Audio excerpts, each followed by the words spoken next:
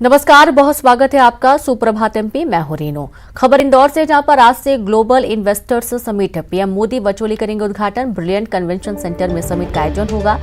देश विदेश के निवेशक होंगे शामिल, जहां एमपी में निवेश पर होगा मंथन।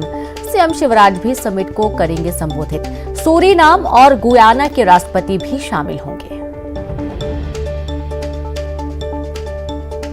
तो खबर इंदौर से है, आज से ग्लोबल इन्वेस्टर्स समिट का आयोजन हो रहा है।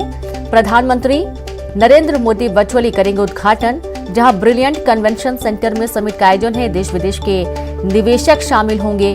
एमपी में निवेश पर होगा मंथन। सीएम शिवराज सिंह चौहान भी समिट को संबोधित करेंगे। सूरीनाम और गुयाना के राष्ट्रपति भी इस दौरान शामिल होंगे।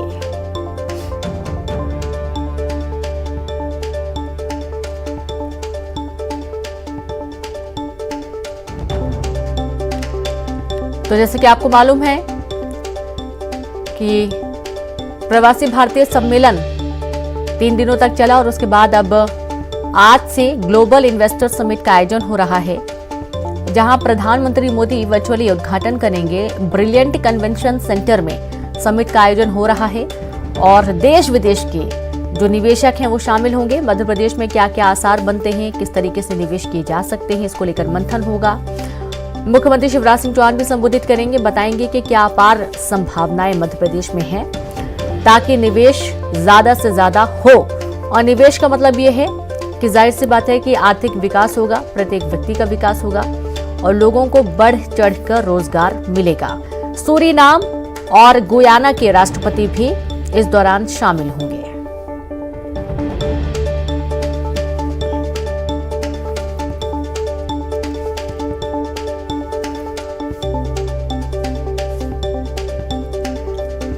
तो ग्लोबल इन्वेस्टर समिट का आयोजन, और जैसा कि आपको मालूम है कि हर बार इस समिट का आयोजन किया जाता है, जहां देश विदेश के जो बड़े निवेशक हैं वो आते हैं। निवेश के लिए जो संभावना है वो खोजते हैं और जब निवेश होता है कई एमओयू भी साइन होते हैं। कई एमओयू साइन होने के साथ ही जो कामकाज शुरू होता है उसके बाद जो आर्थिक विकास है वो होता है, रोजगार लोगों को मिलता है। जाहिर सी बात है कि इससे अर्थव्यवस्था भी मजबूत होती है और इससे दो फायदे होते हैं। जो निवेशक है उसको भी फायदा होता है और जहां पर निवेश किया जा रहा है वहां के लोगों को भी इससे काफी फायदा होता है।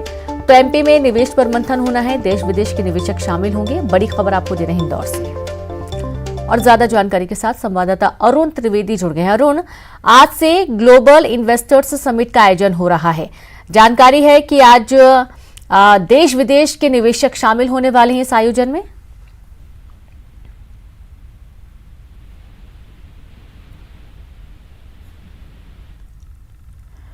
अरुण, आपको आवाज आ रही है? जानकारी दें कि कैसी तैयारियां देखी जा रही हैं। ग्लोबल इन्वेस्टर समिट का आयोजन हो रहा है, आज से शुरुआत हो रही है। आपको बता दें गैलरी सजी हुई है और आवाज मुझे सही नहीं आ रही। आवाज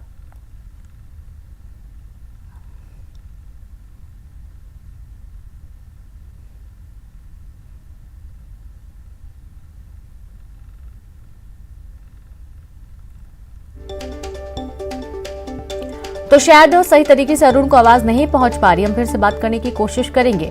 और आप ये देखिए कि सूरीनाम और गुयाना के जो राष्ट्रपति हैं वो भी शामिल होंगे। जाहिर सी बात है, इससे मध्य प्रदेश के साथ ही साथ पूरे देश की जो अर्थव्यवस्था है उसमें भी मजबूती आएगी और वैसे भी बहुत बड़े स्तर पर भारत देश उभर कर देश दुनिया के सामने आ रहा है। और एक बार फिर से ये मौका होगा, खास मौका होगा, जब एक बार फिर से मध्य प्रदेश का नाम रोशन होने जा रहा है, इंदौर का नाम रोशन होने जा रहा है। अपने आप में कई सारी उपलब्धियों को बनाकर इंदौर ने जिस तरीके से विकास के काम किए हैं और जिस तरीके से स्वच्छता, सुंदरता, विकास, एक अद्भुत संयोग इंदौर ने बनाया है।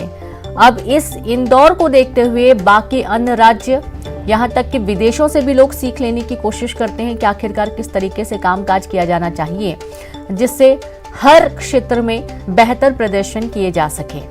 तो ग्लोबल इन्वेस्टर समिट का आयोजन आज से हो रहा है। प्रधानमंत्री नरेंद्र मोदी वर्चुअली उद्घाटन करेंगे। ब्रिलियंट कन्वेंशन सेंटर में समिट का आयोजन है, देश विदेश के निवेशक शामिल होंगे।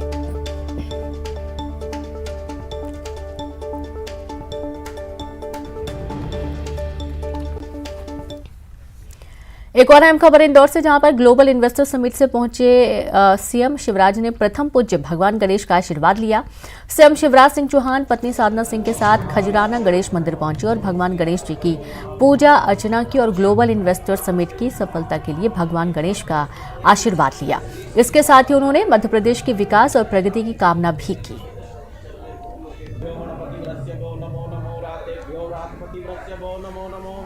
ग्रीसेभ्यो ग्रीष्मपति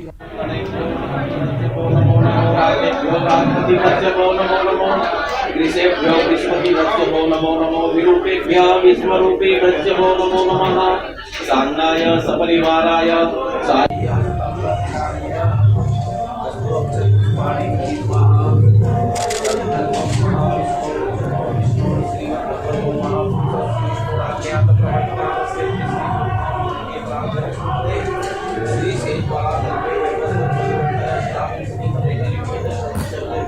गणपतिभ्यो नमो नमो रातेभ्यो रातपतिभ्यो नमो नमो ग्रीसेभ्यो ग्रीष्मपतिभ्यो नमो नमो विरूपेभ्यः विश्वरूपेभ्यो नमो नमः सांगाय सपरिवाराय सायुधाय सुशक्तिकाय सवाहनाय रिद्धि सिद्धि सहिताय श्रीमन्महागणाधिपतये नमः। और चलिए एक बार फिर से सीधे रुक करेंगे, संवाददाता अरुण त्रिवेदी जुड़ गया। अरुण, कैसी तैयारियां देखी जा रही हैं? आज से ग्लोबल इन्वेस्टर समिट का आयोजन हो रहा है।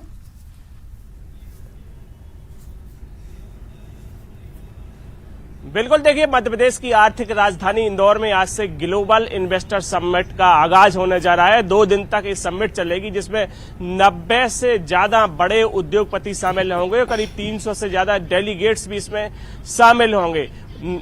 करीब 20 से ज्यादा देशों के राजनयिक भी इसमें शामिल होने जा रहे हैं और आज प्रधानमंत्री नरेंद्र मोदी इस इन्वेस्टर समिट का वर्चुअली उद्घाटन करेंगे। सीएम शिवराज सिंह चौहान इस मौके पर मौजूद रहेंगे। तमाम बड़े उद्योगपतियों के इसमें शामिल होने की संभावना है। आज करीब 6000 से ज्यादा लोग इस ब्रिलियंट कन्वेंशन सेंटर पहुंचेंगे। इसमें उद्योगपतियों से लेकर राजनेता और तमाम मध्य प्रदेश सरकार के मंत्री भी होंगे और कई क्षेत्रों में आज MOU साइन किए जाएंगे और 4 साल बाद हो रही इस ग्लोबल इन्वेस्टर समिट से मध्य प्रदेश के विकास और प्रगति के नए सोपान लिखे जाएंगे। नया विकास और प्रगति का जो मापदंड है, जो मैप है, वो तैयार किया जाएगा मध्य प्रदेश का। और साथ ही मध्य प्रदेश में 4 साल बाद ये इन्वेस्टर समिट हो रही। इससे पहले मैग्निफिसेंट MP हुआ था जब कमलनाथ मुख्यमंत्री थे और अब सीएम शिवराज सिंह चौहान है और ऐसी उम्मीद जताई जा रही है कि बड़ी संख्या में निवेश आएगा और जो निवेश मध्य प्रदेश में आएगा उससे मध्य प्रदेश का चहुमुखी विकास होगा और जो रोजगार है वो भी मिलेगा। तो आज 10:30 बजे ये समिट शुरू होगी और उसके बाद अलग अलग सत्र होंगे और इसमें अलग अलग कंपनियों के जो CEO आएंगे, जो मालिक आएंगे, जो ओनर आएंगे, वो यहाँ पर MOU साइन भी करेंगे। जी बिल्कुल, 55,000 करोड़ से ज्यादा की उम्मीद जताई जा रही है कि यहां पर निवेश हो सकता है। 65 देशों के जो प्रतिनिधि हैं वो शामिल होने जा रहे हैं समिट में। तो इसके दौरान देखा जा रहा है कि पिछले 3 दिनों से काफी अच्छी व्यवस्थाएं देखी गई थी, सुरक्षा के पुख्ता इंतजाम देखे गए। तो अब कैसी व्यवस्थाएं देखने को मिल रही इंदौर में?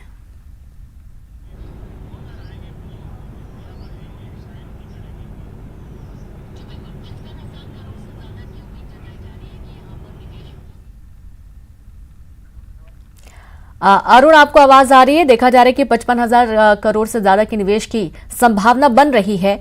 कैसे इंतजाम देखे जा रहे हैं सुरक्षा के लिहाज से भी? और ये बात करने जैसे इंदौर विकास के मॉडल के रूप में प्रदर्शित हो रहा है सभी के सामने, अब देश विदेश के लोग यहां पर पहुंच रहे हैं। तो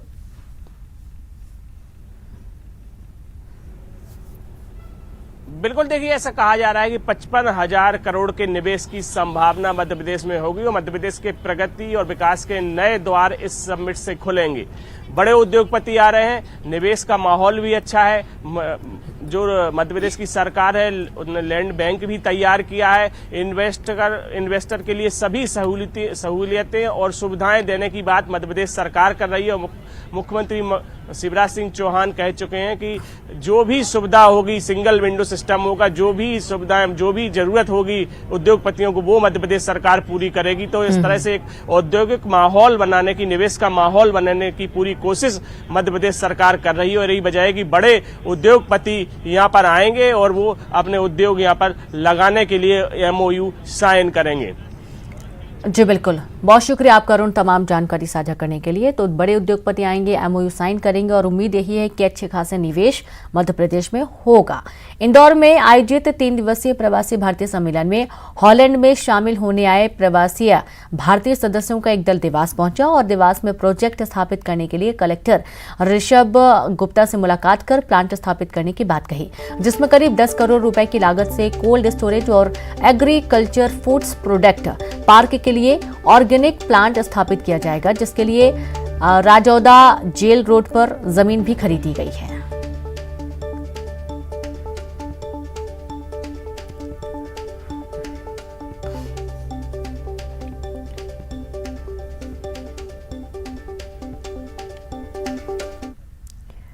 और खंडवा से खबर है, जहां पुलिस कंट्रोल रूम कैंपस में घुसी बेकाबू एम्बुलेंस। कैंपस की दीवार तोड़ते हुए जा घुसी एम्बुलेंस। शराब के नशे में बताया जा रहा है एक स्वाट एम्बुलेंस ड्राइवर। घटना के बाद पुलिस ड्राइवर को अपने साथ थाने ले गई। तो ये पूरा घटनाक्रम खंडवा से सामने आया है, जहां पर पुलिस कंट्रोल रूम कैंपस में बेकाबू एम्बुलेंस घुस गई। कैंपस की दीवार तोड़ते हुए जा घुसी एम्बुलेंस। शराब के नशे में बताया जा रहा है एक स्वाट एम्बुलेंस का ड्राइवर। घटना के बाद पुलिस ड्राइवर को अपने साथ थाने ले गई है।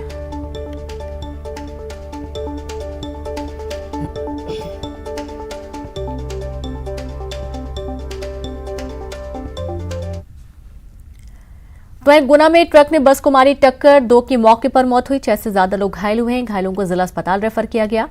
सभी घायल अहमदाबाद से कानपुर जा रहे थे। अहमदाबाद की फैक्ट्री में करते थे मजदूरी। नेशनल हाईवे 46 पर बरखेड़ा गांव के पास हादसा हुआ। चचौड़ा थाना क्षेत्र का ये पूरा मामला सामने आया है। तो खबर गुना से है, जहां पर ट्रक ने बस को मारी टक्कर, 2 की मौके पर मौत हुई। 6 से ज्यादा लोग घायल हुए हैं। घायलों को जिला अस्पताल रेफर किया गया है। सभी घायल अहमदाबाद से कानपुर जा रहे थे और अहमदाबाद की फैक्ट्री में काम करते थे। तो वह नेशनल हाईवे 46 पर बरखेड़ा गांव के पास हादसा हुआ। चचौड़ा थाना क्षेत्र का मामला सामने आया है।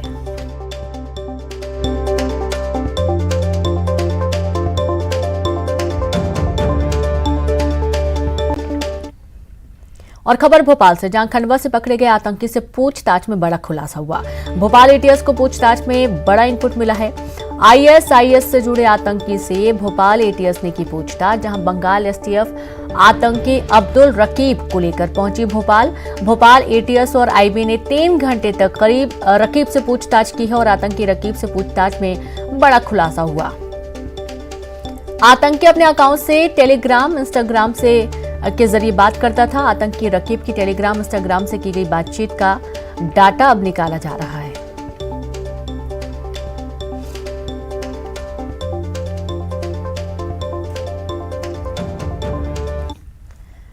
कांग्रेस विधायक अजब सिंह कुशवाहा को जबलपुर हाईकोर्ट से बड़ी राहत मिली है। अजब सिंह की विधायकी जाने का खतरा टल गया है। हाईकोर्ट ने ग्वालियर की विशेष अदालत के आदेश पर रोक लगा दी है। सुमा वली के कांग्रेस विधायक अजब सिंह को जमीन फर्जीवाड़े को लेकर 2 साल की सजा हुई थी, तभी से विधायकी जाने का खतरा बना हुआ था।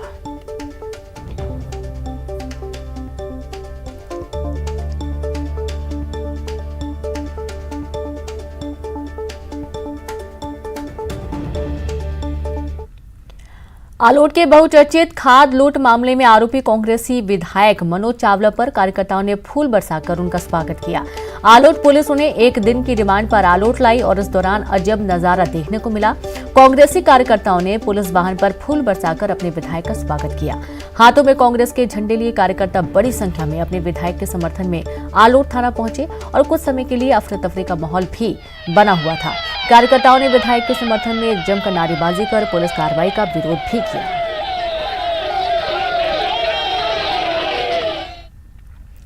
बालाघाट में नगरपालिका ने बड़ी कार्रवाई करते हुए दुकानदारों की ओर से सड़क पर किए अतिक्रमण को हटा दिया और इस दौरान कुछ जगहों पर व्यापारियों की प्रशासन से कहासुनी हुई। व्यापारियों ने प्रशासन पर चेहरा देखकर कार्रवाई करने का आरोप लगाया। शहर के अंबेडकर चौक से हनुमान चौक तक पुलिस, राजस्व और नगर पालिका अमले ने सड़क के दोनों ओर व्यापारिक प्रतिष्ठानों के सामने से बुलडोजर लेकर अतिक्रमण हटाया। मुख्य नगर पालिका अधिकारी ने बताया कि सड़क पर अतिक्रमण होने से सड़कें सक्रिय हो गई थीं और यातायात बाधित हो रहा था। अवंतीबाई चौक से लेकर हनुमान चौक तक अतिक्रमण की कार्रवाई हो रही है और इसमें हमें नगर प्रशासन से लेकर जिला प्रशासन का पूरा सहयोग प्राप्त हो रहा है। नगर को साफ स्वच्छ सुंदर बनाने के लिए ये अतिक्रमण हटाया जा रहा है और मैं नागरिकों से निवेदन करूंगा कि अब तक अतिक्रमण हटाने में नगर पालिका का पूरा सहयोग करें। नहीं, अतिक्रमण की कार्रवाई बिल्कुल सही है। लेकिन जहाँ से आपने स्टार्ट किए आप रोड को माप लीजिए, जिस जगह में इसका अतिक्रमण है उसको हटाइए। आप बीच के जगह को छोड़ करके दूसरे लोगों के आके अतिक्रमण हटा रहे हो और उनको छोड़ दिया आपने। ग्वालियर जिला उपभोक्ता फोरम के अध्यक्ष की पत्नी की मौत मामले में फोरम ने बड़ा आदेश जारी किया। फोरम ने निजी अस्पताल को पीड़ित परिवार को 12 लाख रुपए का हर्जाना देने का आदेश जारी किया है। आपको बता दें कि ग्वालियर उपभोक्ता फोरम के अध्यक्ष अरुण सिंह तोमर की पत्नी 2021 में कोरोना संक्रमित हो गई थी। उन्हें ग्वालियर के बिरला अस्पताल भर्ती किया गया था और इलाज के दौरान 19 अप्रैल 2021 को उनकी मौत हो गई थी। इस दौरान उनके इलाज में भारी फर्जीवाड़ा किया गया था। शिवपुरी ने ग्वालियर के जिला उपभोक्ता फोरम के अध्यक्ष श्री अरुण सिंह तोमर एवं उनके पुत्र राघवेंद्र द्वारा प्रस्तुत की गई शिकायत को स्वीकार कर लगभग 12 लाख रुपए की क्षतिपूर्ति के आदेश दिए हैं। राघवेंद्र की मां एवं श्री अरुण सिंह की पत्नी का बिरला हॉस्पिटल में कोविड के समय भर्ती किया गया था। उनको कोविड नहीं था किंतु कोविड वार्ड में भर्ती कर उपचार किया गया। बालाघाट के अंदरूनी नक्सल प्रभावित इलाके के एक स्कूल की जहां डीएम ने जब बच्चों से बात की तो पता चला कि मात साहब खुद स्कूल की अटेंडेंस में फेल हैं। ये रिपोर्ट देखिए।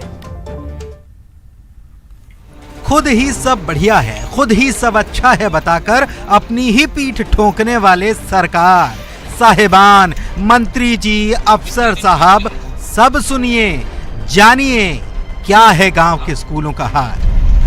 बताओ बेटा, कितना दिन में आते हो प्रिंसिपल साहब?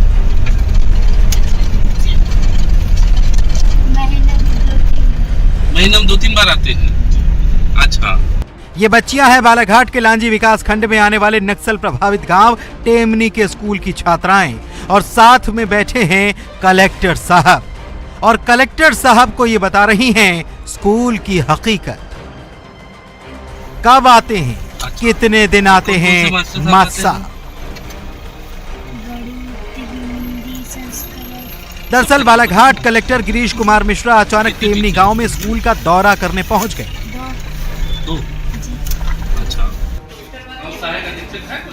रजिस्टर देखा, बच्चों से बात की और जब लगा कि मामला कुछ तो ठीक नहीं तो अपनी गाड़ी में बैठाकर बच्चों से पूछ लिया, कितने दिन आते हैं मास्टर जी? बताओ बेटा, कितना दिन पे आते हो प्रिंसिपल साहब?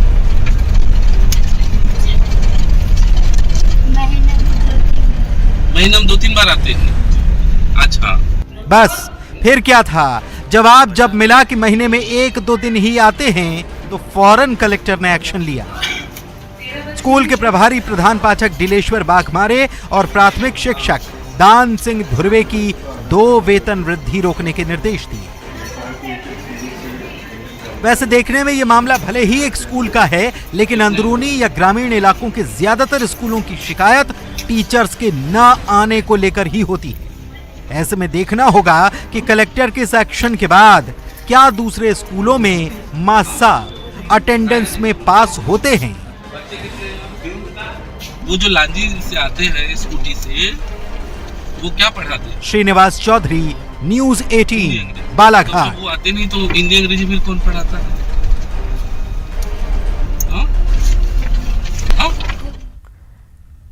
उज्जैन से 50 किलोमीटर दूर नागदा तहसील का एक सीसीटीवी सामने आया है जिसमें आवारा पशुओं का कहर साफ देखा जा सकता है। घर के बाहर खेल रहे बच्चों पर आवारा पशु हमला कर रहे हैं। वीडियो मात्र 14 सेकंड का है लेकिन दिल दहला देने वाला है। सीसीटीवी फुटेज में आप देख सकते हैं कि छोटी मासूम बच्ची को सांड अपनी सींग से उठाकर पटक देता है। वो तो गनीमत रही कि बच्ची गंभीर रूप से घायल नहीं हुई।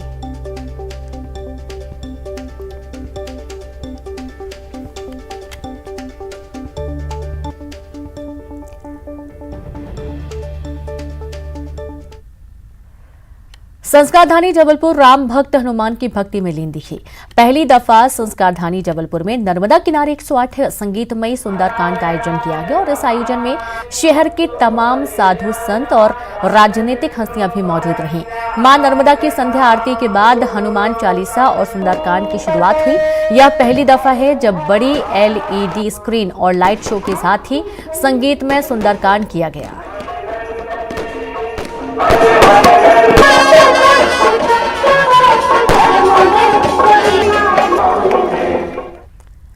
और चलिए अब देखेंगे 25 सेकंड में खबर। इंदौर में 17वें प्रवासी भारतीय